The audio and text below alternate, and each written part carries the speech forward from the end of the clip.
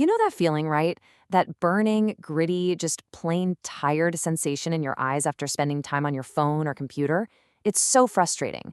Well, in this explainer, we are going to walk through a really simple 7-day plan to get some serious relief for those screen sore eyes. So let's dive right in.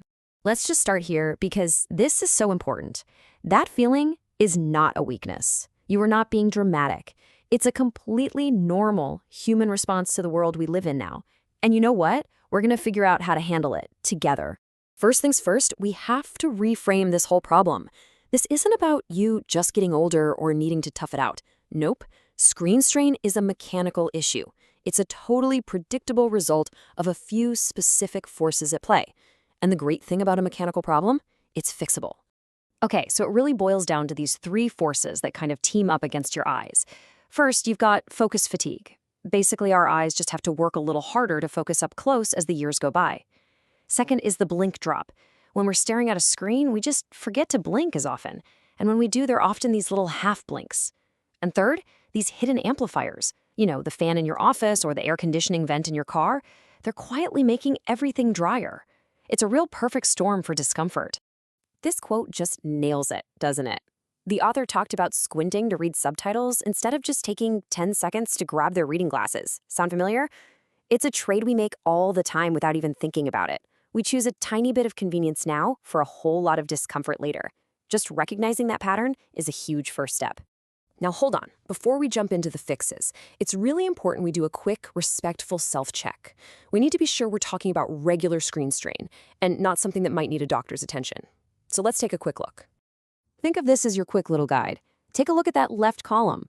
If your symptoms are pretty much tied to when you use a screen and they feel better when you step away, you are in the right place. Go ahead and start this 7-day reset. But, and this is important, if you're dealing with blurry vision that just won't go away, or if one eye is way worse than the other, or especially if you have severe pain or any sudden changes in your vision, then the right move is to get some professional advice. Yeah, the key here is the pattern. On the left, we've got the classic screen signature. It gets worse with screens, it gets better with rest.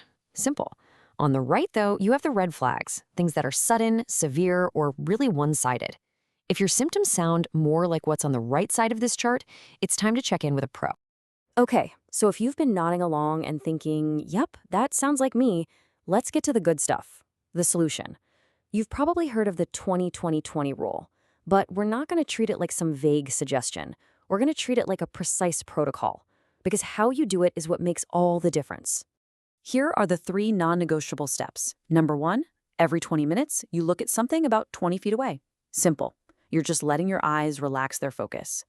Number 2, and this is the part almost everyone misses, during that little break, you do 5 to 10 full, gentle blinks. I'm talking eyelids completely touching. That's the secret sauce.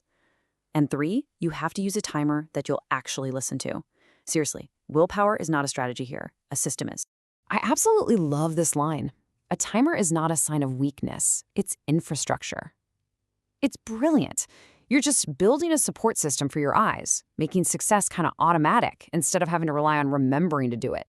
All right, now let's put this all together into a real concrete plan. This is your day-by-day guide for the next week. And look, the goal here isn't to be perfect. The goal is just to calm down that irritation and start building a new, more comfortable habit. So for days 1 and 2, think of it as firefighting. Just use the timer for your first couple hours on a screen, make the text bigger, and turn those vents away from you. The only goal is less burning at the end of the day. Then, on days 3 and 4, we work on stabilizing that comfort. Use the timer for all your long sessions and maybe add a little blink warm-up before you start. And finally, days 5 through 7 are all about locking in the habit. Make one permanent rule for yourself, like, I will no longer squint at tiny text. This is how we build that new normal. So, now that we have the main habit down, let's talk about a few super easy adjustments you can make.